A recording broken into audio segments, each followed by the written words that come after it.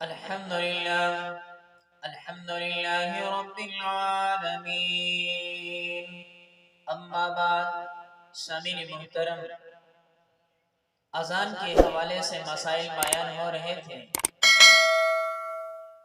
سائل نے سوال یہ کیا کہ اذان میں مزید کلمات کا اضافہ کر دینا کیا جائز ہے؟